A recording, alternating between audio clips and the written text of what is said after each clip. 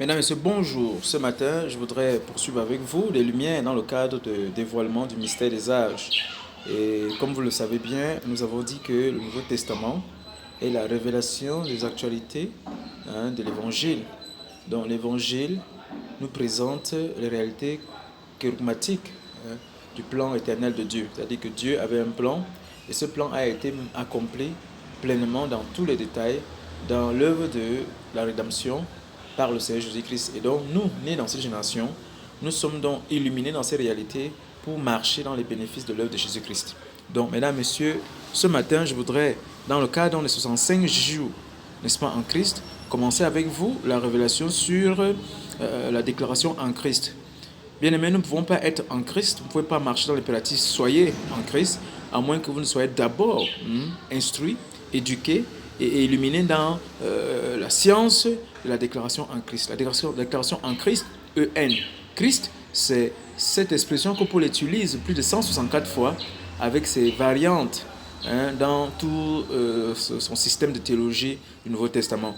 Nous trouvons que dans ce système de théologie apôtre Paul, n'est-ce pas, bâtit une révélation tout autour de la déclaration en Christ et nous dit de façon succincte que c'est le résumé de toute la révélation qu'il a reçue, la compréhension qu'il a eue, n'est-ce pas, de l'intention originelle de Dieu concernant la création et concernant la race de la nouvelle création.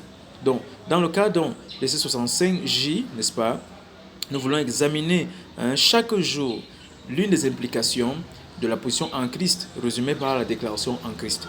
Bien aimé, lorsque vous parcourez tout le Nouveau Testament, vous trouverez, n'est-ce pas, l'emploi exhaustif et répétitif de ces mots.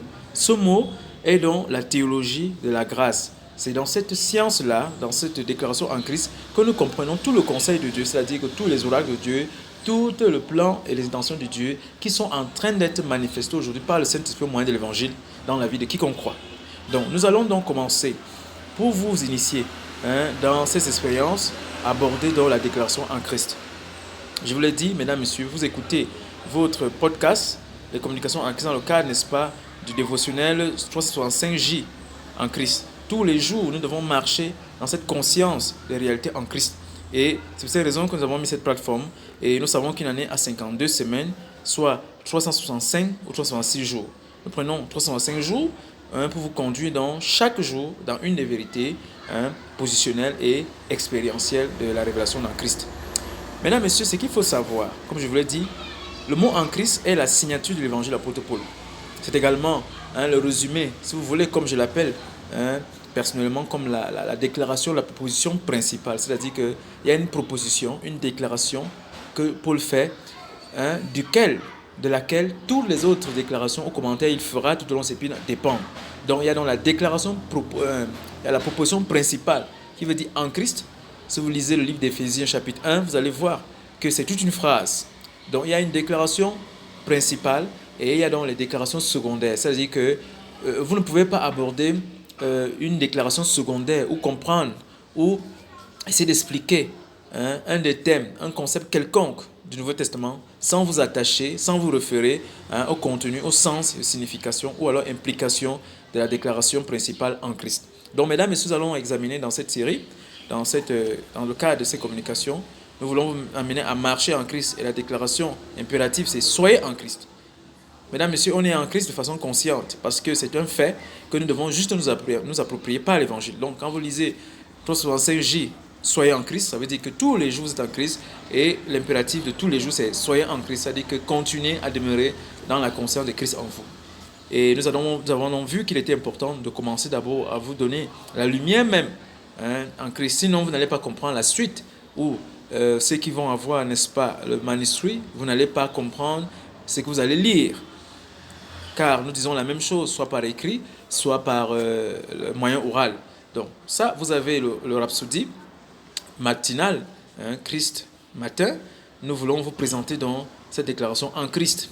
Donc, dites-vous bien, quand on dit soyez en Christ, c'est une référence, c'est une localisation, c'est une indication. C'est le fait de vous dire que ce que vous êtes ou ce que vous croyez, c'est en Christ que cela est devenu une réalité. Et dans le cas des épîtres de Paul, vous trouverez par exemple les expressions comme ça, la vérité est en Christ. Vous trouverez l'expression la vérité de l'évangile. Donc l'évangile a une vérité, et cette vérité que lorsque nous apportons le message aux hommes, à l'humanité, nous devons porter cette vérité au niveau du subconscient de l'homme afin que ce soit sa conscience permanente au quotidien. Donc tous ces 105 jours, c'est vous faire marcher dans la conscience permanente et même inconsciente de votre union avec Jésus-Christ et ses bénéfices. Vous êtes déjà bénéficiaire de tout ce que l'Évangile raconte, tout ce que l'Évangile dit sur Jésus vous concerne directement. Il n'y a rien que vous pouvez considérer à la personne de Jésus et son œuvre qui ne vous est directement appliqué. Donc tout ce qui concerne Jésus, tout ce qui est dit sur Jésus, à propos de Jésus, directement, indirectement, vous concerne également. C'est ça le mystère de l'union, c'est ça le mystère de la participation. Donc nous allons vous apporter donc cette lumière, mesdames et messieurs, tous les matins.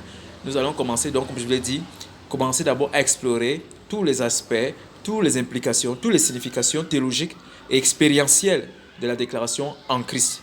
Je vous l'ai dit qu'en Christ, c'est la déclaration, la signature évangile de Paul qui est apparue ou qui apparaît 164 fois dans tous les épîtres.